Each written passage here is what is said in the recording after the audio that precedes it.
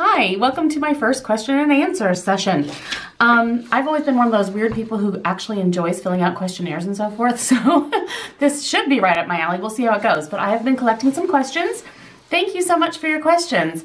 It's kind of fun. So anyway, maybe by the end of this you'll know a little bit more about me, and let me know things about you too in the comments like you have been doing, because I love that. That's just fantastic. So first of all, the very first question I got wasn't even for this question and answer thing. It just kind of, it was from a different video in the comments, and I thought, that spurred me on. I really need to do a question and answer. So anyway, Beyonce Kardashian, I love that name, says, that username is fantastic, says, hello, can you tell us what kinds of jobs you had prior to being a stay-at-home mom, and what was your major in college? And then I also got a very similar question from Deborah Gibson. Hi Jennifer, I'm assuming you went to college and was wondering what your major was. Do you work full-time or have a part-time job? If you do, what line of work are you in? So anyway, basically I did go to college. I went to Purdue University in Indiana. I did 3 majors. I finally settled on one. I started off in communications, and then I went to public relations, and then I quickly switched over to elementary education. So that's where I found my place in the world. I absolutely loved doing all the things required for elementary education. I love kids. I love working with them. I love everything about the whole deal. So I graduated with a degree in elementary education. Did my student teaching, the whole deal. So anyway, that's what I did. That's what I went to college for. However, when I originally just got out of college, I was moving around. I taught for a little while. I did substitute teaching. I had a 2nd grade class for my student teaching, so I did some teaching, and then I was engaged. I got engaged and then moved away, and then the moving cycle continued, and I was moving so often that it really wasn't feasible for me to have my own, teaching career, because you can't jump into a classroom and then leave. That's just not the right thing to do. So I pretty much followed my husband around with his jobs, and that sort of started that. After that, the other jobs I've had in my life are before children. I call that BC. Before children, I worked as a nanny for a little boy named Alex. He was so dear. I love his mother still to this day, and him. And I worked at a bank. I was a teller at a bank. That was fun. I really enjoyed the people coming in and out and so forth. That was a good time. And then I had my first child and stopped working for a while. Oh, I also worked in some daycare centers too, here and there. We'll get to a little bit more of that, where I was later for that. So daycare centers, a nanny, I worked in a bank. Then I had children, was a stay-at-home mom. And then all through my stay-at-home mom years, I've always volunteered a ton, like almost full-time volunteering, pretty much. I worked in their schools. I have done all sorts of different volunteering things, but mostly I worked in their schools a lot. And then that led me to a job when they were in middle school and high school. I worked in as a secretary in the middle school that they went to, and that was a blast. I loved working in the middle school. I loved middle school age kids, and it was just hectic and crazy, and boy, that is not a desk job, that's a runaround job. So anyway, that was a lot of fun, and I have a lot of crazy stories from those years. And then when we were getting ready to move to this town, I stopped working there, and I started doing therapeutic equine, like horse therapy, basically for children with autism and different kinds of handicaps and so forth. And that was amazing. I got to be the person who walked around on the side of the horse as we're going around in a circle and kind of comforting the child who's laying across the horse. I'll insert a picture here somewhere. I loved that. But then, like I said, we moved away, and I didn't get to do that anymore for a while, and now I'm volunteering at the food bank. So I'm just kind of all over the place with the things I've done in my life, and that's the long answer to that question. Thank you for that question. Okay, next one, also from Beyonce Kardashian. Where have you lived in the past? Have you had to relocate for your husband's job? And she said that she has several times. Yes, I have had to relocate. Right out of college, I got engaged, and soon after got married, and basically followed my husband around. He had a job where he was, when he first started his first job as an engineer, he took a program where he was here 9 months, there 9 months, here 9 months to get different aspects of the job and so forth. And so I knew what I was signing up for, and I couldn't really get a teaching job doing that, so I did other things. So anyway, first off, we started in North Carolina. We were only there for 9 months, but I lived right outside Asheville, and that was a beautiful area. I loved every minute of it, so that was a good time. And then we moved to Ohio, and then he actually was supposed to go on to another position, I believe in California. And we often wonder what our lives would have been if he would have taken that, but instead he was offered a full-time position in Ohio, so we stayed there. He really liked it. We were there for about 8 years, and that's where I had my children. They were both born in Ohio, in the North Canton area. So that's where that was. And then after that, he switched companies and we moved up to Michigan. So we were up in Lake Orion, Michigan for only 2 years when they transferred him to the Chicago area because that's where corporate was, and he kept kind of moving up the ladder and so forth, so he needed to be near corporate. So that's when we moved to the western suburbs of the Chicago area, which is where we live now. And we've been here a long time. What, 18 years? 17 years? Something like that. So we've been in this area west of Chicago, in those suburb areas, the leafy bits, for a long time. And that's where we are now. And yes, it's always an option to continue to, as long as his career keeps going and wherever they need him to be, I'm up for moving. So I would go pretty much anywhere in this world, wherever it needs to be, because I love to travel and I don't mind moving around at all. So that's that. Okay, do you enjoy any special programs on TV or favorite music? This is by Liddy. Hi, Liddy. I love travel shows. I love House Hunters. I love The Amazing Race. I've written notes for myself here so I wouldn't forget anything. I love Downton Abbey. I'm so sad this is the last season. Mostly though, I don't do a lot of TV watching. I used to, like a lot more, but I really don't. I watch YouTube if I plan to just sit down and watch something. That's kind of what I'll do. But those are my favorite shows that I don't really want to miss if they're on and it's TV time. We usually record everything though and then watch it when we want to. Okay, Maxie's mommy, hi, said for your question and answer, if you won a contest where you could choose as your prize any 5 luxe items regardless of cost, what would they be? I made the mistake of reading this question as I woke up in the middle of the night. I looked over at my phone to see what time it was, and I saw that question popped up on the very front because they pop up on the front screen for a couple seconds, you know. Saw that, read it, and then I was up the whole rest of the night thinking of my 5 items. So, probably shouldn't have done that. But anyway, the first thing though is not really an item. It's a very expensive experience that just popped into my head immediately, and I had a hard time coming up with the 5 luxe items because I couldn't get this out of my head. So it's not really an item, but I have to mention it. We have occasionally over the years received this catalog from a company it's a travel company called Abercrombie and Kent. And basically they do like around the world luxury trips with private jets and small group destinations with small groups that they take around in a private jet and so forth. You just hop on, hop off. They deal with your luggage. It's a ridiculously expensive thing, but it sounds like absolutely the most amazing life experience ever, especially for someone who loves to travel as much as I do. So if money were no object whatsoever, I would definitely sign up for something. I would just go all around the world on this thing. I would love every second of that. So that's my number one. It's not really a luxe item, but sorry, I had to add it. My second thought would be, the thing that popped into my head was an Hermes Birkin bag. It's something that I think is beautiful and classic and lovely, and I love handbags to pieces. So that would be something that I know I would still love when I'm 80 years old. And that's pretty much how I just determine luxe items generally, is if it's not too trendy, if it's a classic, and if I will love it forever. So definitely a Birkin bag by Hermes. My second item I've had on my radar for a long time is a Tiffany Metro ring. I'll insert a picture. I just think it's beautiful. I think it's classic. I think it looks very comfortable. It could go with jeans. It could go dressed up. I love it. My fourth item, I think I would choose a Chanel classic bag of some sort, just your classic flap bag. I don't really like the double flap though. I'm not a huge Chanel fan.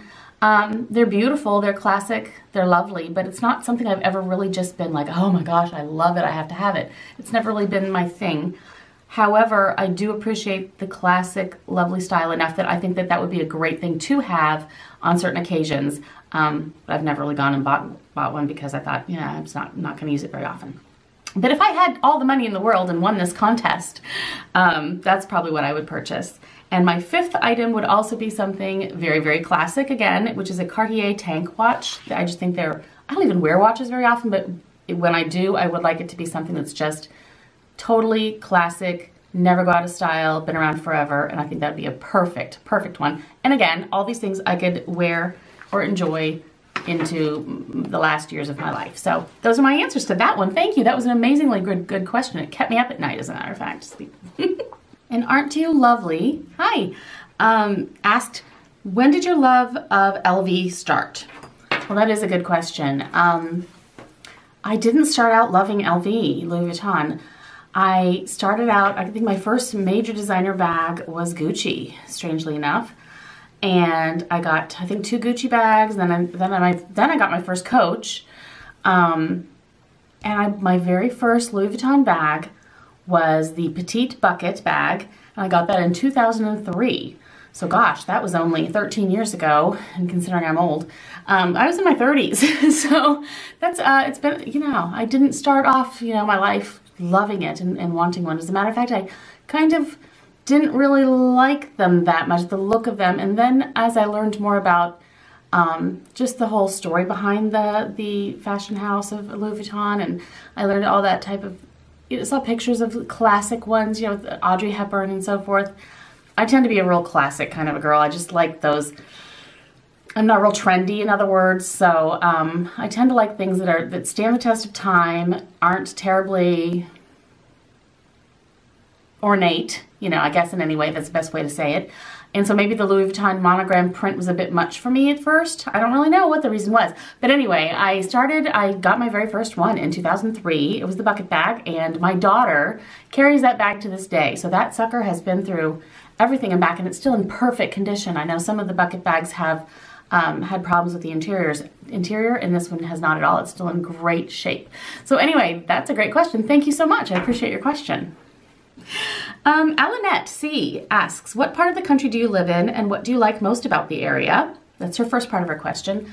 I live in the west of Chicago area. My husband works downtown Chicago when he's not working at home in the office, so we're close enough for him to be able to go back and forth on the train or drive, depending. But yet we're in more of a small town area with small town feel and horses in the backyard and that kind of thing. So that's what I love the most about the area. We get the Midwestern niceness, because we're known for being just friendly as can be around here. I've got the big city atmosphere I can get to really easily. We have tons of shopping in every direction, more than we could ever need. Yet I also have we have that small town feel with the festivals and the cornfields and just the down home cute little town stuff, and I love that. So it's a perfect mixture of everything I could ever want, and the people are really friendly. So to me, this is a beautiful, wonderful place to be. I love it. And the second half of your question, Alanette, was, and a handbag question. What's on your radar to buy?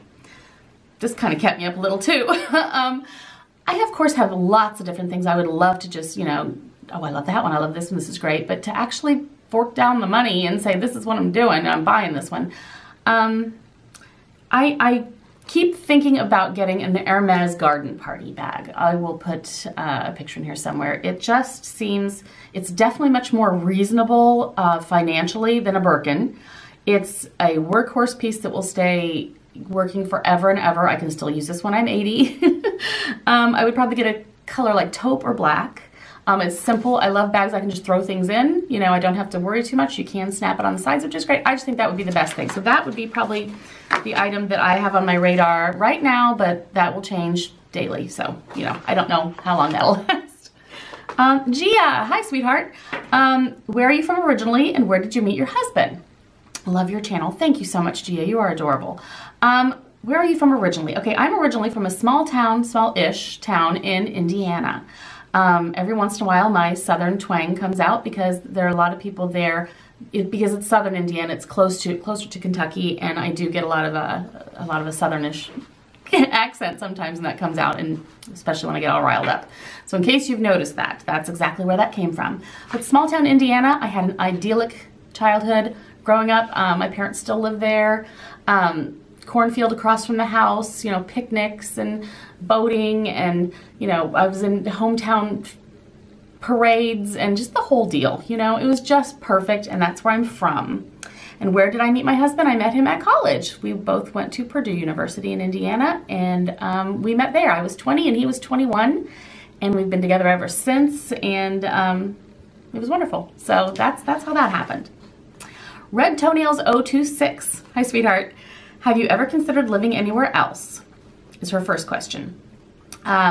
Yes, I have considered living all over the world. I would, you know, in a perfect world, I would have a zillion years to live, and I would live everywhere. I'd experience every place at least once. My husband and I often talk about how maybe like when he's retired, we will like go to, let's say, Amsterdam and live there for a month, like rent an apartment and just live there for a month or two, you know, or 3. Well, he's Dutch, and so that's especially why, but we love Amsterdam. I would love to just like live in Italy for a month, and I'd love to live in Hawaii for a month. I love Hawaii and I love Italy. I'd like to just go places and live for a short period of time and like feel like a local, go to the grocery store, live there, not like a tourist. I think that would be fantastic. So yeah, I would live everywhere, all over the United States too, if I could and I had the time and the money to do so. That's what I would do. How do you and your husband handle your finances? He's really, really good at saving. So the short answer is he's a great saver. He's got it all worked out financially about how much we have to have. So if we're set for retirement, how much we need to have to get it. We paid for our girls through college. We wanted to make sure we have money for their weddings, things like that. So those are all set and already saved for and everything, and you know, on the right track for retirement. And then whatever's kind of left over, we decide all the big stuff like you know, what type of house, what type of cars, what type of this, what type of that. But in general, we're fairly thrifty. I mean, it sounds strange. We save for the big things, and we don't want to spend a lot of little money on little things. Like I rarely go to Starbucks because it's like, God, that's expensive. I make Starbucks coffee in my K-cups at home, you know. We don't go out to eat very often. We almost never go to a movie theater. We just do things on, you know, get movies on demand that are when they come out for free. So we're very penny pinchy in the small things like that because those things really add up. And then we really diligently save for the big things. And that's pretty much in a nutshell how it works between us. And we, like I say, we each know what the other important things are, and, you know, whatever money is left over, so to speak, you know, fun money wise, whenever there is any of that, you know, he has his things he likes, I have the things that I like, and we just know each other's things, and it works out well. So far it's worked out really well for us. So that's the answer. That was supposed to be a short answer and it wasn't, I'm sorry. Jamie Rice, are you a reader? If so, what do you like to read? Oh yes, I am a reader. I love to read. I could spend days in a bookstore or in a library. My daughter's a librarian, for Pete's sake. So she got my love of books too. I love magazines, I love books, I love all kinds of books. I do really like a lot of like travel literature, you know, people like telling about their travels kind of a thing, and sometimes in a funny way and their experience and things. I love things like that. I love novels. I'm not really into mysteries so much, and you know, some love story-ish things, but I just can't do the romance novel after romance novel thing. I'm kind of done with that. I had that time in my life. I did that kind of thing. I like Bill Bryson travel type things. He's kind of funny. I don't know. I really like I like some chick lit, you know, kind of books. I don't really care for dystopian or, like I say, not too many mysteries and things. Just novels about people's experiences and stuff I really like also. So anyway, I love to read. Let's see. The Baby Jays. Hi, honey. Hi, Jennifer. Any recommendations on style of Louis Vuitton bag? I really like the Damier Ebene, but can't decide on style. Yeah, it's tough, isn't it? One minute I love the Speedy 30 bandolier, and then I changed my mind to the Bloomsbury. Such decisions, Cheryl. Hi, sweetheart. That's a tough one. I mean, they have so many options, and I agree that Damier Ebene is a beautiful classic style. And many people do not know that that canvas was the first canvas before the monogram. The very, very first Louis Vuitton canvas was the Damier Ebene. So it is totally classic and classy. And it's so life-proof and weatherproof, and it's just lovely. So anyway, I agree with that canvas choice for sure. Style, and between the Bloomsbury and the Speedy 30 bandolier. Well, I guess my answer to you on that one would be both are extremely lovely bags. If you want more versatility though, I would have to go with the Speedy. It's classic. It fits so much more than you would think it fits in there. But you don't have to fill it up. It can kind of smush to your body when you wear it crossbody. So it would work like a Bloomsbury in that you're wearing it crossbody. It kind of smashes to your, you know, smushes to you a little bit. So it's similar look. But you've got the handheld, you've got the crook of your arm carry, you've got shoulder carry options, and you've got the crossbody options with the Speedy. So I guess for versatility, I would definitely say Speedy. If you already have other bags that you love and wear all the time, you know, that have the handheld or the crook of the arm or the shoulder, you have tons of those and you're just looking for a really good crossbody, I would say the Bloomsbury would probably be your best decision on those. But I don't know, I'm very practical and I'd probably do the Speedy 30 bandolier because that's just, you know, I like to know I have options, and with that one I do. So that's my 2 cents in there. I hope you let me know what you decide because that's exciting. Deborah Gibson, hi sweetheart. Let's see. Hi Jennifer, I'm assuming you went to college and was wondering what your major was. I talked about that. Do you work full-time or have a part-time job? If you do, what line of work are you in? I already mentioned or answered pretty much all of that. So we've already taken care of that. And then I love that you said, love that your daughter loves to ride. Your daughter is older and works full-time, but you love horses as well, and you volunteer as an equestrian at a therapeutic horse farm, which is something I've done too, and I'd love to get back to that. So I'm going to try to find one in my area and start that up again because I got so much out of that. There were kids that would come in and they wouldn't speak, they wouldn't make eye contact, and after about 6 months of the horse therapy, I'm telling you, they would look at me as I'm walking around. They would sometimes answer me when I would talk to them. You know, one time I started singing to a child as we were going around because she was very upset, and then by the end of it's an hour walking around, with them draped across the horse, she started singing too. I mean, the rewards for that is fantastic. So Deborah, I'm with you, honey. I'm so glad you're doing that too. It is fabulous. Carlotta Evora, I love you. It's you asked here, okay, I'll ask the most common YouTuber question. Reason why you started a channel, and then you said, I should have said what inspired you, but you know what I mean. You don't need a reason. Okay. Reason I started a channel. I still to this day don't really know. I know that I watched a lot of channels. I loved watching other people do videos, and I always wanted to say, oh, I like that too. And here I discovered this, and this is what I like too, and this works for you, and maybe that will help. And you know, I would correspond to different people back and forth. And then I went to a meetup for Bags for Bubbles, and I met her one time nearby, and we just got to chatting, and then I met another YouTuber through her, and so we just became friends. And I met them for a couple years at different events and different things. And I thought, you know what? I'm going to try this once. I kept thinking I'm going to try it. And finally I just did. I turned 50 and thought, you know, I'm not getting any younger. I'm not going to wait until I'm younger, cuter, prettier, thinner, you know, everything lines up in a row. It's not going to happen. This is who I am and this is my life. And maybe somebody wants to see some of it. I don't know. And that's kind of why I named it Just Jennifer, because that's really what it is. It's just me being me. And if you like that, great. If you don't, that's fine too. And so that's why I decided to call it Just Jennifer, because I couldn't try to be anything I'm not. So it's just me. It's all there is. So that's my reason in a nutshell. And so far I'm having a blast with it. It's a lot of fun. And I'm going to keep doing it until it's not fun anymore. So that's the answer to that. Thanks, Carlotta. That was a great question. Okay, I think I have 2 more. I think I didn't miss anything today. No. Okay, 2 more. Sierra Elizabeth, hi. She says, you have gorgeous skin. What's your skincare routine and what makeup do you use? Thank you, sweetheart. That's the nicest thing ever. This could probably be video worthy too. And if you would like to see an actual video on the exact products I use and what I use to wash my face and that kind of thing, let me know in the comments or whatever, and I'll be happy to expand upon this whole concept. However, in a nutshell, my skincare routine isn't the best. I hate to say that, but I think the number one thing you need to get is good genetics. My mom and dad both look young for their age.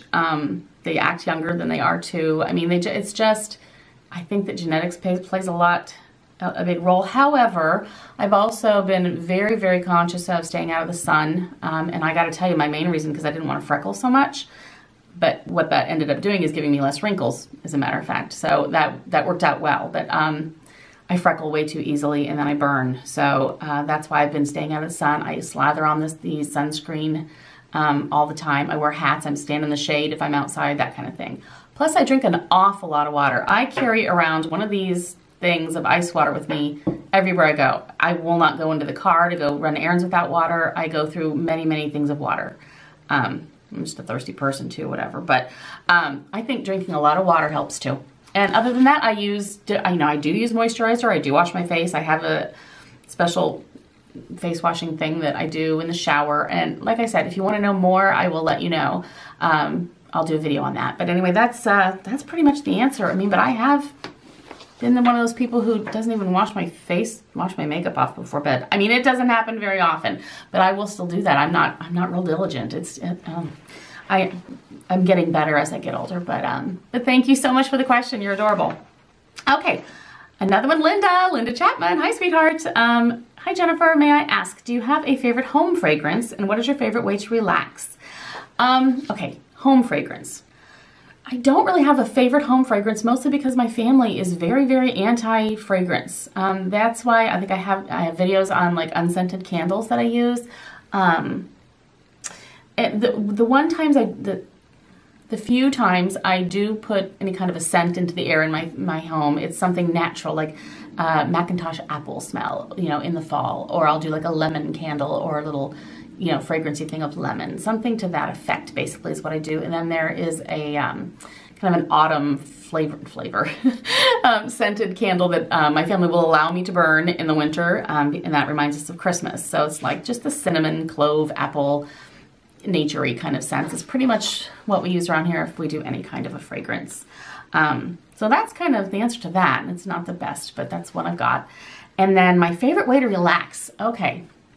I actually try to manufacture ways to relax. You know, like I will come up with a specific thing or place. I actually have a chair. I'm looking over there because it's my chair. It's like an old lounge chair that we had in another room, you know, like one of those lazy boy type chairs, that I then bought this massage pad that just like vibrates and blah, blah, blah, blah. That's lovely, isn't it? And I have that across the chair and it's plugged in at all times. So many times if I'm just feeling really tight and you know, miserable and I just want to relax, I'll come down here into my chair and I'll sit there and I'll turn on my massage feature thing. It only goes from like to knees to neck kind of in the back, but I'll just kind of lounge out of that, you know, and get that massage action going. And I love that. That's one way. I love to read. I love to watch YouTube videos when I just have some time to relax. I sometimes do the bubble bath thing, but not that often. Or I'll do Epsom salts bath if I'm feeling tense and tight and I just kind of helps feel like I'm detoxing. I'll do that. I love to take a walk when the weather permits. I love to just take a nature walk, and I usually like to do it by myself. I get a lot of good thinking in, and I feel like it just clears my brain, and I love to do that too. So those are the things that's just top of my mind that I do. So anyway, I hope this wasn't massively long. I will hopefully insert some pictures in here to make it a little bit more interesting than just looking at my face talking at you. But in general, I had fun. This was fun. I enjoyed it, and now you know a little bit more about me, probably more than you ever wanted to. But I love the questions, and I love when you guys tell me things about you too. And this was fun. I love it. So keep the questions coming if you want, and I'll be happy to make more videos when the time permits and when I get enough questions. So thank you so much, guys. I love you to pieces. Bye.